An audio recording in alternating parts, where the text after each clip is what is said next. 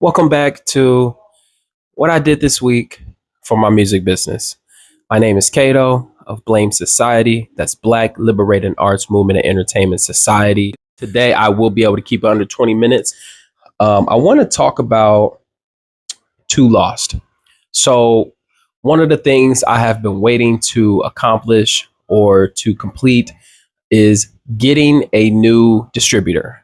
For those that know, my current distributor that I had started out releasing music with was CD Baby. I was on a hunt to find out how I can get my music to Spotify.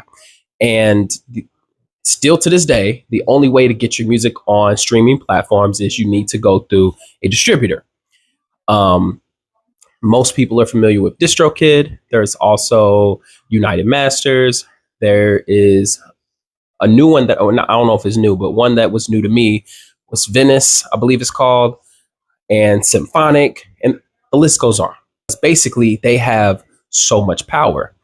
And what I mean by that is they, one, are the gatekeepers, if you will, literally, because you have to go through them in order to get your music on streaming. Number one.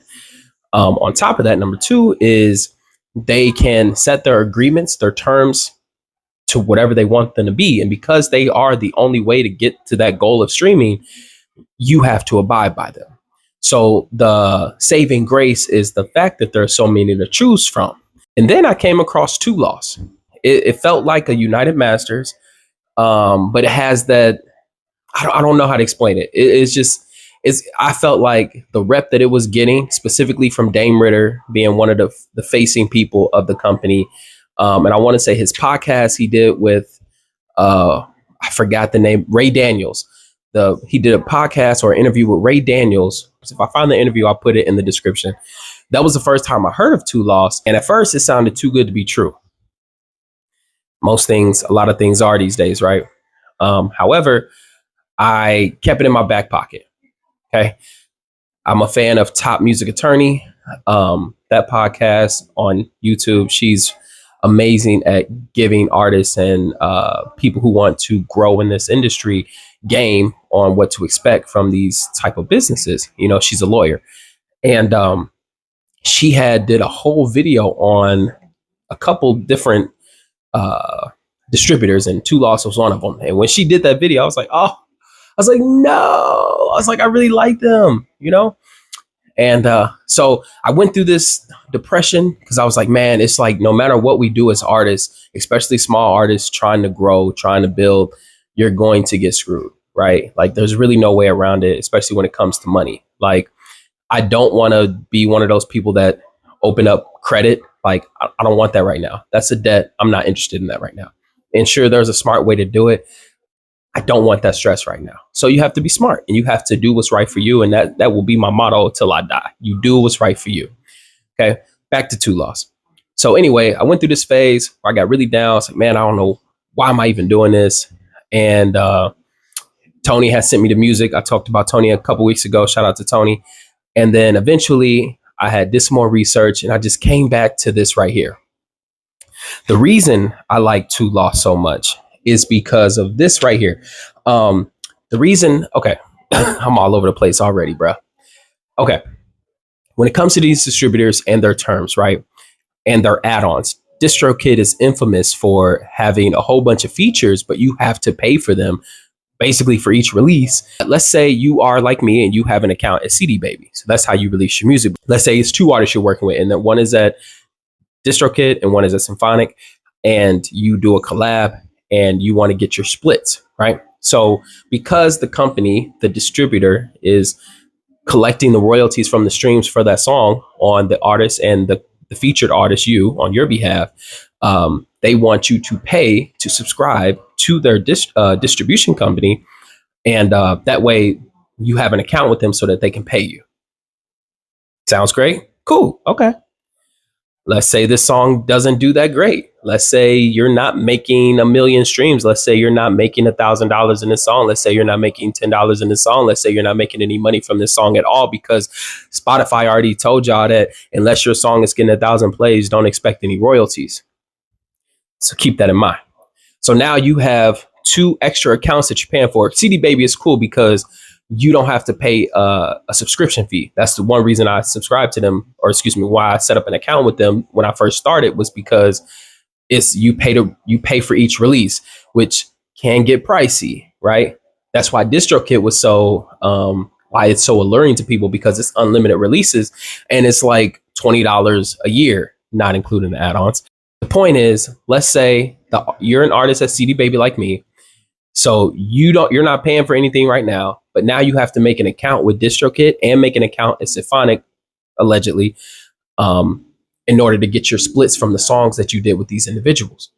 Okay. If the songs are not performing well, you're not getting paid for those streams because there are no streams, and you're still paying for these accounts. Do you see the problem? Two Loss is dope because the collaborator account is free. And that's what sold me on it. Right? Not even for me, but for the people I want to work with. I can tell them, hey, go sign up now. It's free, so that when we start doing our collabs, or we start working together, we start putting out music, you're not going to get charged for having an account with them. It's free. That's really the reason why I ended up going with Two Loss. That was the biggest factor for me in the end. They already claim to distribute to over all the stores and more. Right? I love their content that they put on YouTube. If you haven't checked them out, you should. I think it's every Monday they do like an artist interview or interview with somebody, and it's like office hours, Two Lost office hours every week. I used to follow them and do them all the time, but then I started doing watching a whole bunch of other podcasts. Definitely for me, Two Lost is the move. Venice was going to be my overall choice as far as quality goes. That's where I really, really, really, really, really, really, really wanted to go. However, I don't have the bread like that. I don't have the bread. It's too expensive, right? They do a lot, and I bet you I could thrive in that type of environment, but I don't have the funds right now. It wouldn't make sense for me to invest all that money and then I can't get the project out because I can't afford to get my project mastered. It doesn't make sense. So I had to pump the brakes there. But if you got the bread, check out Venice Distribution. Richard, actually, I can't remember if he's actually going through them or not, but he put me onto them. So shout out to Rich. That boy dropped gems, man, like none other. The biggest highlight for me this week was my real ID came in the mail. It has like a little star on the corner.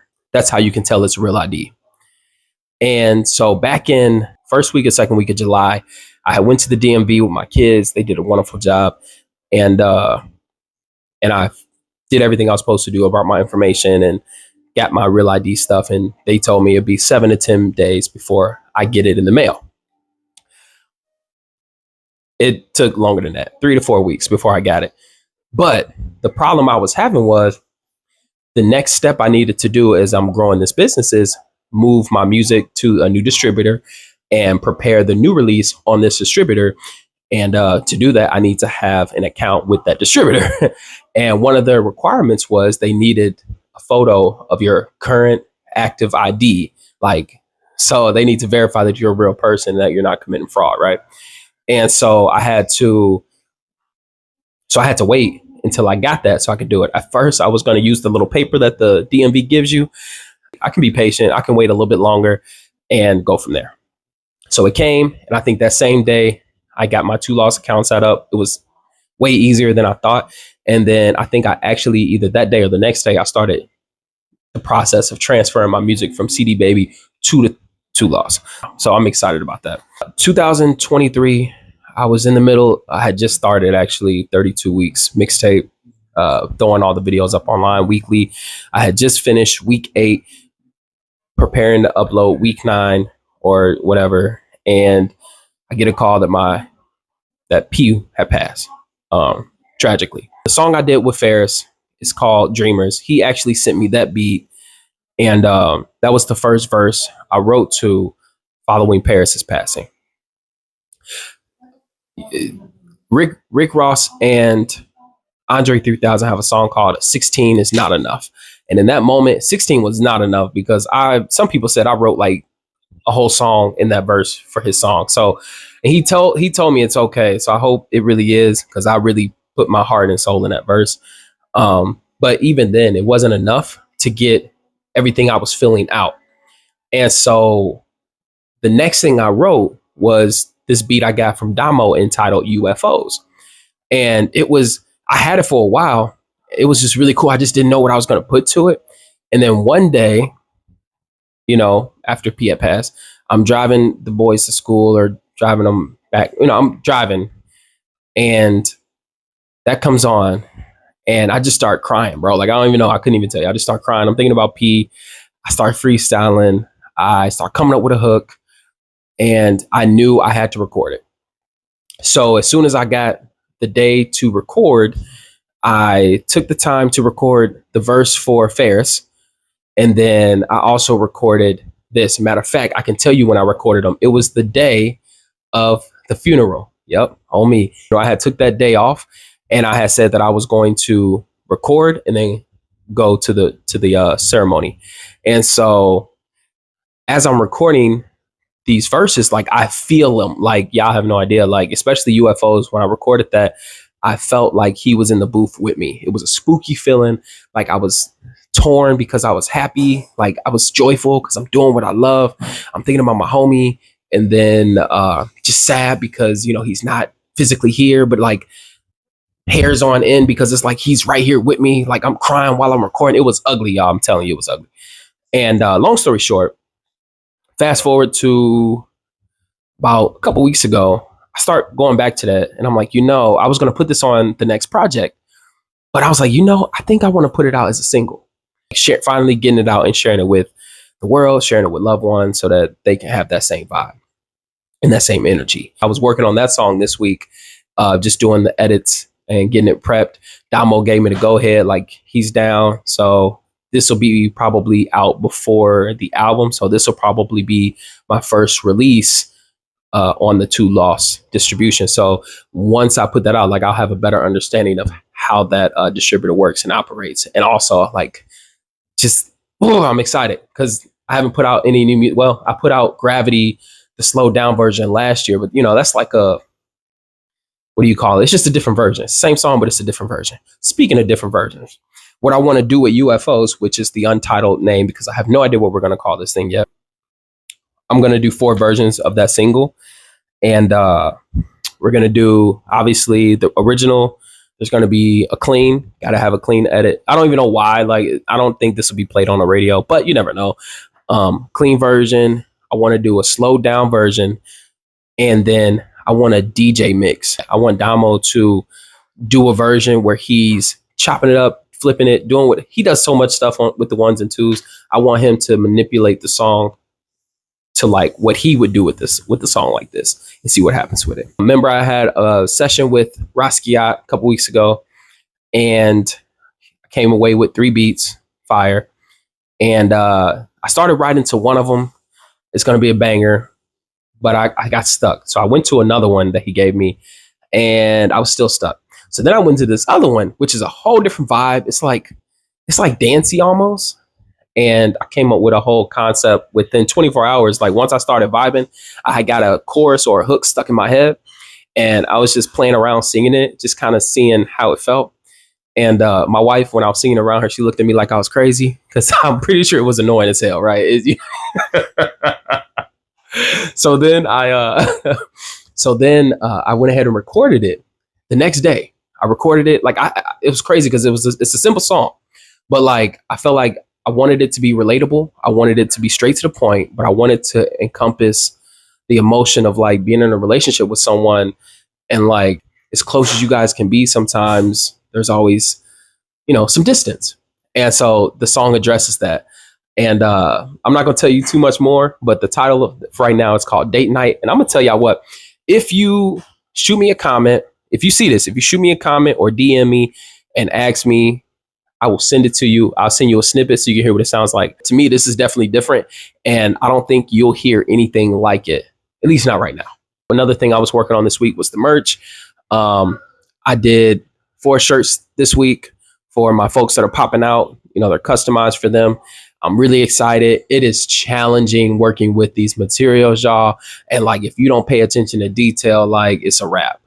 So with that being said, for those who signed up and for those who are attending, I hope you enjoy what I bring for you. Manager's Playbook had a special guest. I forgot the man's name, but I just wanted to touch on real quick. They were talking about branding, content, and marketing. And they were talking about archetypes, which I thought was weird. I was like, I don't think I've ever heard of archetypes being explained for artists. And there's 12. And I want to do some digging and figure out what my archetype is. I feel like I'm the underdog. I feel like the one who gets knocked down but gets back up and then uses that experience to inspire others. I think that is, at least that's how I envision myself, right? I told myself that about a month ago, that I was like, oh, I make music for the underdogs. You feel me? The ones who get counted out, the ones who, get ignored, but at the end of the day, they keep going. They never stop. They don't give up. And they in it for the long haul. You know what I'm saying? They in it for the fight. That's how I feel. Let me know if you agree. If you think I'm not, you think I'm something else, like a dreamer, or which I can see that too, or the magician, which I did like, but I don't know what the details of that would be. The underdog felt on point though.